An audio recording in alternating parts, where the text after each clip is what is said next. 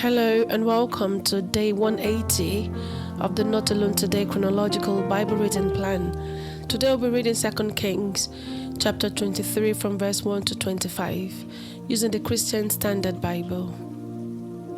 From verse 1. So the king sent messengers, and they gathered all the elders of Judah and Jerusalem to him. Then the king went to the Lord's temple with all the men of Judah and all the inhabitants of Jerusalem, as well as the priests and the prophets, all the people from the youngest to the oldest.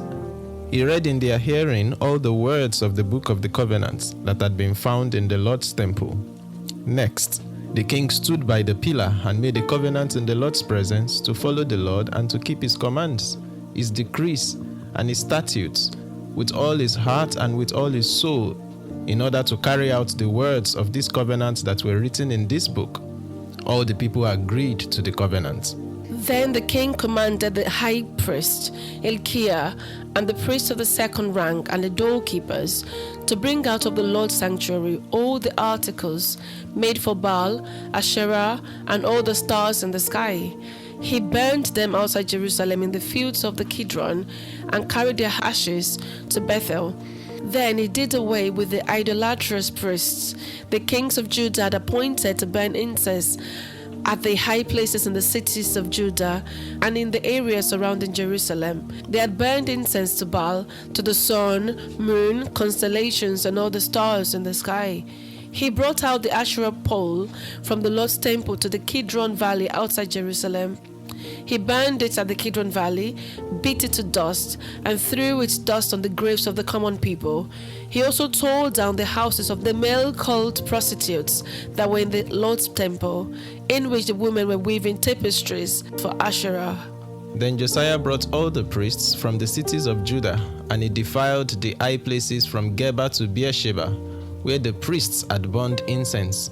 He tore down the high places of the city gates at the entrance of the gate of Joshua, the governor of the city, on the left at the city gate. The priests of the high places, however, did not come up to the altar of the Lord in Jerusalem. Instead, they ate unleavened bread with their fellow priests. He defiled Tophet, which is in Beth Hinnom Valley, so that no one could sacrifice his son or daughter in the fire to Molech. He did away with the horses that the kings of Judah had dedicated to the sun. They had been at the entrance of the Lord's temple in the precincts by the chamber of Nathan Melech, the eunuch. He also burned the chariots of the sun. The king tore down the altars that the kings of Judah had made on the roof of Ahaz's upper chamber. He also tore down the altars that Manasseh had made in the two courtyards of the Lord's temple. Then he smashed them there and threw their dust into the Kidron Valley. The king also defiled the high places that were across from Jerusalem to the south of the Mount of Destruction, which King Solomon of Israel had built for Ashtoreth, the abhorrent idol of the Sidonians, for Chemosh, the abhorrent idol of Moab, and for Milcom, the detestable idol of the Ammonites. He broke the sacred pillars into pieces, cut down the Asherah poles, then filled their places with human bones. He even tore down the altar at Bethel and the high place that had been made by Jeroboam, son of Nebat, who caused Israel to sin. He burned the high place, crushed it to dust, and burned Asherah. As Josiah turned, he saw the tombs there on the mountain. He sent someone to take out the bones out of the tombs, and he burned them on the altar. He defiled it according to the word of the Lord, proclaimed by the man of God, who proclaimed these things. Then he said, "What is this monument I see?" The men of the city told him, "It is the tomb of the man of God who came from Judah and proclaimed these things that you have done to the altar at Bethel." So he said, "Let him rest. Don't let anyone disturb his bones." So they left his bones undisturbed with the bones of the prophet who came from Samaria. Josiah also removed all the shrines of the high places that were in the cities of Samaria, which the kings of Israel had made to anger the Lord. Josiah did the same things to them that he had done at Bethel. He slaughtered on the altars all the priests of those high places, and he burned human bones on the altars.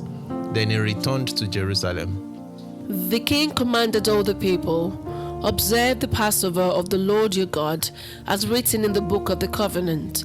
No such Passover had ever been observed from the time of the judges who judged Israel through the entire time of the kings of Israel and Judah. But in the 18th year of King Josiah, the Lord's Passover was observed in Jerusalem. In addition, Josiah eradicated the mediums, the spiritists, household idols, images, and all the abhorrent things that were seen in the land of Judah and in Jerusalem. He did this in order to carry out the words of the law that were written in the book that the priest Hilkiah found in the Lord's temple. Before him there was no king like him who turned to the Lord with all his heart and with all his soul and with all his strength, according to all the law of Moses, and no one like him arose after him. This is the word of the Lord. Thanks be to God. Just a quick summary of what we've read. The verses we read in chapter 23 give details of what King Josiah did when he defiled the high places and idols that the people of Judah had been worshipping. And he went into details about things that he removed and how he did all of this. So we're just going to draw out a few things that stood out to us in the verses we read.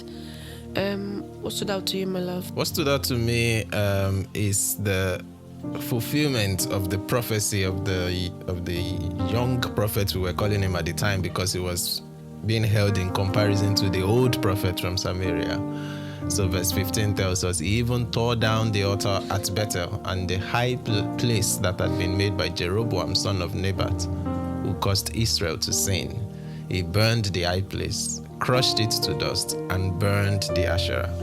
And by calculating how many kings had reigned in Israel up until this point in time, we were looking at about 300 years.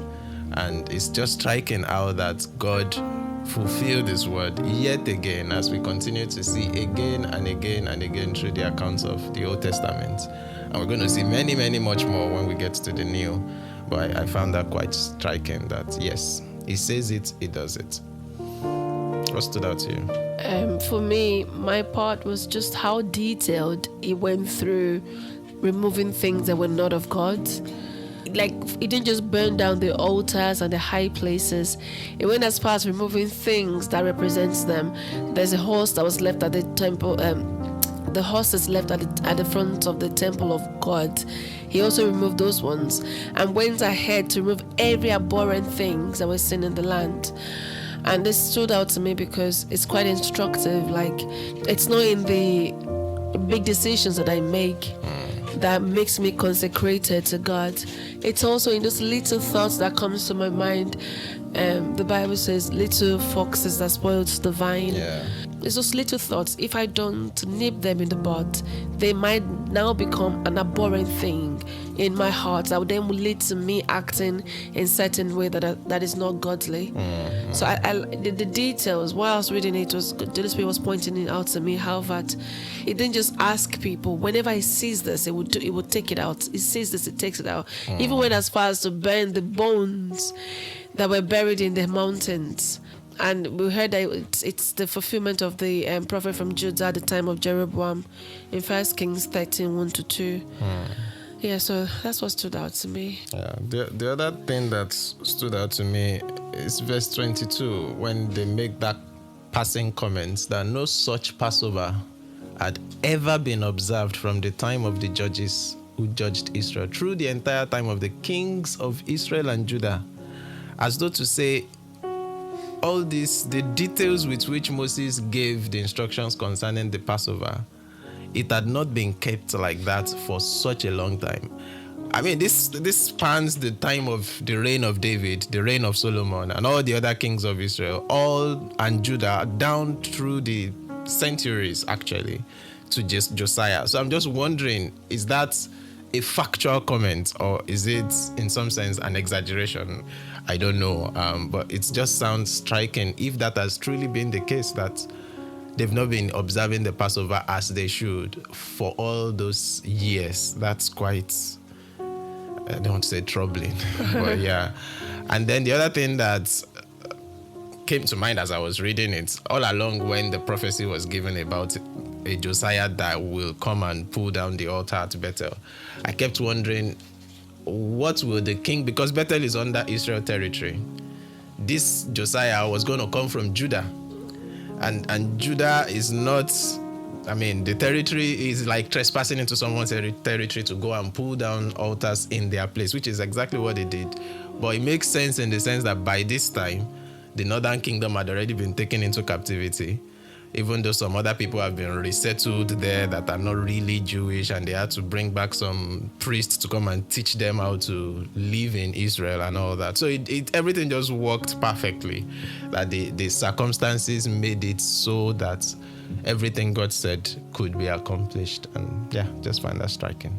Yeah, it's really interesting. Thank you for joining us for day 180. We turn the page again on day 181 as we go back to Chronicles to see the Chronicles account of King Manasseh, the father of Ammon, the father of Josiah. And so we're going to retrace those stories from the Chronicles account. But till then, just remember, you're not alone. Today, God bless you.